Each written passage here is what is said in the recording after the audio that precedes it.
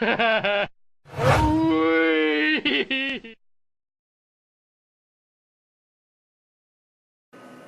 video transmission from the Bureau of Communications and VarietyKick is covered on the Official Secrets Act. If your level of clearance is not sufficiently high enough, you may be exposed to spoilers. Welcome back to VarietyKick. We are here with Dave Weiner and crew talking about David Weber's Honor Harrington book series known as the Honorverse to the most loyal fans. Dave, what is Honorverse? What is the Honorverse?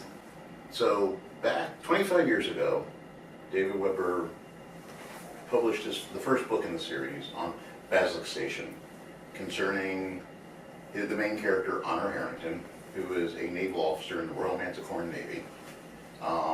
And the book actually picks up about 2 decades into her naval career, I think? Yeah. So it's about 2 decades into her naval career, and she's about to take command of, was Fearless a heavy cruiser or a light cruiser? A light cruiser. So you're dropped right into the middle of the story. And since then, in the 25 years, there's been the 14th book in the main series is about to come out. There's been a bunch of anthologies. There's been a couple of branch stories. There's the Manticore Ascendant prequel series. There's the Tree Cat Wars young adult series. All told, there's like 34 books in the series. Now, he didn't write all of them himself. He had some help. But Co-authors are not a terrible thing. But I would say probably a good 75% of the Honorverse was written by him alone. Tell me more about who Honor Harrington is. Honor Harrington is the main character in the series. That's why we call it the Honorverse. She is very much modeled on Horatio Hornblower. And the first couple books in the series almost very closely parallels the Hornblower story. I remember seeing a scene from I think it was A&E did a Hornblower series, and I remember seeing a scene that was almost word for word identical to a scene in I think it was Field of Dishonor. It was beautiful. It was like, I know that scene. Later on, he diverges and everything, but that's what he based the whole series on. Okay, and fill me in a little bit on who Horatio Hornblower is. Horatio Hornblower is a story about, was he a captain? When it starts out, he's a midshipman in the Royal Navy during the Napoleonic Wars. And he rises in the ranks and manages to save the ship every time, and they kind of poke fun at that in the book series.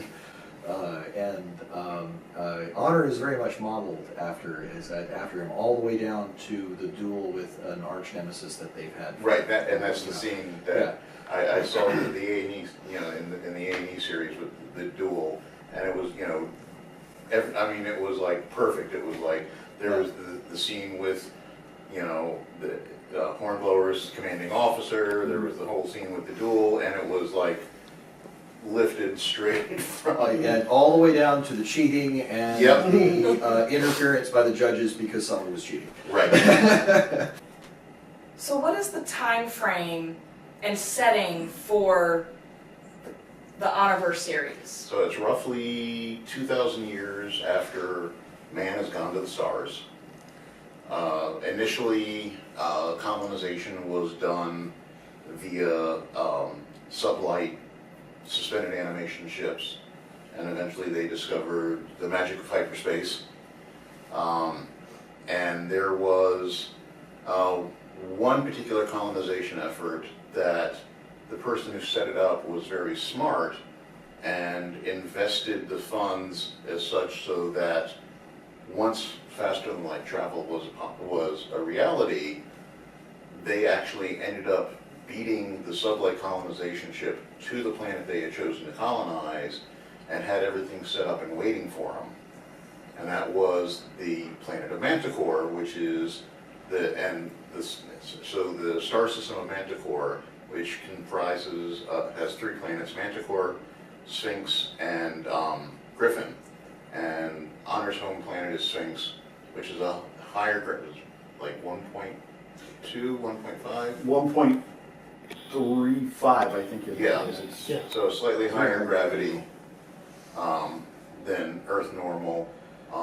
And so the main protagonists of the story initially is the Star Kingdom of Manticore, which is Honor's Star Nation, and the Republic of Haven, which is another star nation roughly, that was like 600, 700 light years? Something like that. Yeah, like seven, Big number. Long like way. 700 light years from Manticore, but due to the new realities of hyperspace and the wormhole junctions that have been discovered, it makes interstellar travel and commerce and war practical.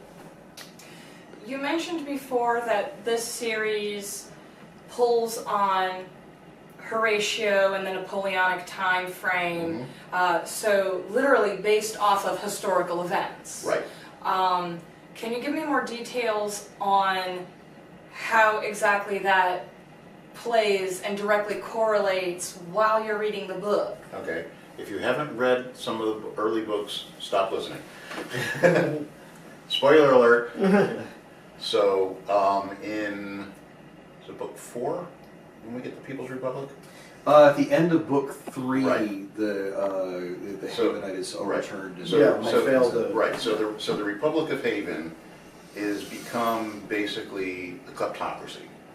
You've got a hereditary president for life, you've got hereditary senators, elections are rigged, everyone is on the dole and doesn't want to work, education system sucks, and they keep, the government keeps increasing the basic living stipend, with basically universal income, to higher and higher levels to try to buy off the people. And eventually, it it stops working, they rise up, they revolt, they overthrow the government, and they form the People's Republic of Haven. And they end up, so the governing body of the People's Republic of Haven is the Committee for Public Safety. And the head of the Committee for Public Safety is a Robert Stanton Pierre, who ends up signing his stuff as Rob S. Pierre. So a direct theft of history, Robespierre, and Yeah. So it, French Revolution, the actual Committee of Public Safety, the name of Yeah. it is the French had the Committee of Public Safety. There was also a Saint Just, and there's a Saint Just in the books who is kind of his head of the terror regime. And there's a couple other names that I can't place that are direct thefts from history, and that just kind of transplant straight into right, the books, and it works. It fits. does. So the People's Republic of Haven, for the most part, is the French Revolution. So everything I would hate about history, I'm going to love to hate to read to love to read this. Absolutely. Absolutely, yeah. Love-hate Yeah. relationship. Got it. And David Weber has an encyclopedic knowledge of history, and he uses it to his advantage in all of his writing, not just the Honor Harrington series. So there is a website, I understand, for the fans. Well, for the fan club. Okay, tell me about that. Okay, so it's www.trmn.org, the Royal Manticoran Navy, Okay. trmn.org. It is the website for the fan club. You can find out more about the fan club, how to join, information about the uniforms, the ranks. You can find a chapter to join. You could find the different organizations within the club. You could join the Navy, you could join the Marine like I am. There are different, you could join the Grayson Navy, the Andromani Navy. The Haven. Yeah, the Havenite Navy. The Havenite Navy, and there are several others as well, and I'm kind of blanking on Right. some Sphinx of them. Forestry Service. Yeah, the Corps. SMS. Civilian Corps. Civilian Corps Intelligence. Right, and there are optional, there are more than trivia tests, but there's optional tests that you can request that the more you take, the more you'll learn about the Honorverse, the more you'll learn about the organization, and it qualifies you for higher positions of responsibility within the organization. Within the organization, I am part of the leadership. I'm what's known as the Fourth Space Lord. I'm in charge of the Bureau of Communications, which is responsible for the branding of maintaining the branding of the organization and maintaining all of our web resources, such as the website. Okay. And our the membership database and things like that. And that would include approving sitting here today. Kind of, sort of, yes. Okay, and I'm the commander of the Marine Detachment aboard HMS Achilles. and you are Houston. Yes. With yes. no problems. Yes. My day job is IT. I hear that all the time. I'm sorry, I can't help it. I love bad jokes. I normally have a normal comeback for that, but we'll save that for another time. But my name is Houston. I'm a captain in the Marines, and I'm commander of the Marine Detachment aboard our ship, which is the HMS Achilles. Each chapter of the fan club is named after a ship that potentially could exist in the book series. Some of them more than others, but Well, we do get a mention in the book. yeah, we do. Twice. The original Achilles gets blown up. Right. What was that? At Hancock Station. Right. But But then we came back as a pod layer. yeah, which is a very powerful kind of Force ship. Yeah, very powerful force multiplier. Not Nike, that's all I'm saying. Put that Peter here, he commands a Nike class battle cruiser, which the Achilles is a glass cannon, and the Nike is a little sturdier, but doesn't have quite as much of a punch. I No, think is it the way doesn't, is the way you would compare the two ships. One would be more useful in a fleet engagement, the other one can be operating on its own. Easier And that's- on its own. Yeah. I'm the task group commander. Now what that means essentially is that I'm in charge of recruiting and cons and stuff in Florida, Georgia, Alabama, Mississippi, and Tennessee, mostly because we have no ships in 3 of those states. And so I have the division under my command, but also another ship, the HMS Tristram was a destroyer out of Alabama. But I am the commanding officer of the HMS Excalibur, which is a Nike-class battlecruiser.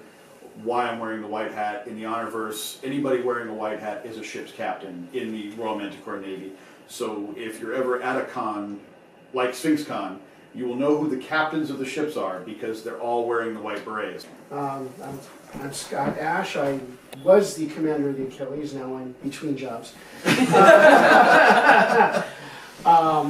At this upcoming SphinxCon, I will be running the technical AV work, and just make sure if you can see it or hear it at SphinxCon, that will be because of me. Well, you're also the commanding officer of the division. Yeah, I'm the Pi Division commander, Division 3.14, obviously.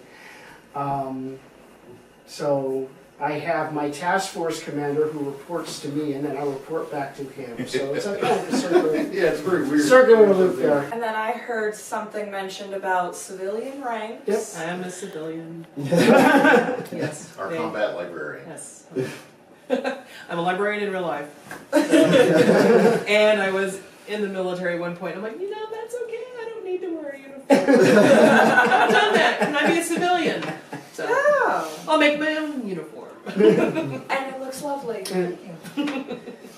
The Royal Manticoran Navy, the fan club itself, has been, for the past, I guess, 6 years, Something like that, yeah. has been putting on 2 conventions a year. So this past Memorial Day was the last Manticon in Minneapolis, although there are rumors that it's going to be coming back in 2020. Okay. They're skipping 2019, but they looks like they may have a bid for 2020, but I don't know where yet.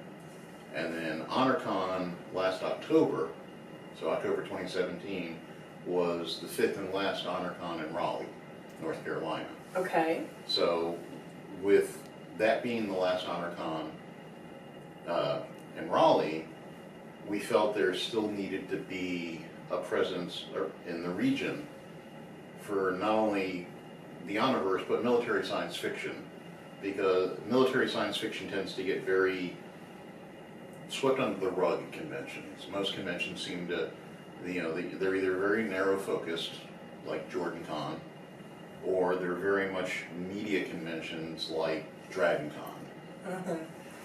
or the Comic Cons, Right. or MomoCon. Yes. So we felt, based on the attendance over the last 6 years at both of those conventions, we felt there was enough interest and enough market that we could do it here in Atlanta. Yes. So we put together a bid, and we got it. So November 2nd through 4th, it's going to be at the Crown Plaza Atlanta Airport. Okay. So nice and convenient to the airport if you're flying in. Just hop on the shuttle bus, it's 5 minutes. Nice and easy. We've got a great rate from the hotel. Prices do go up on memberships at the end of the month, so hurry up and get your membership. We've got David Weber will be one of our guests of honor. Of course. We're also bringing in David Gerrold.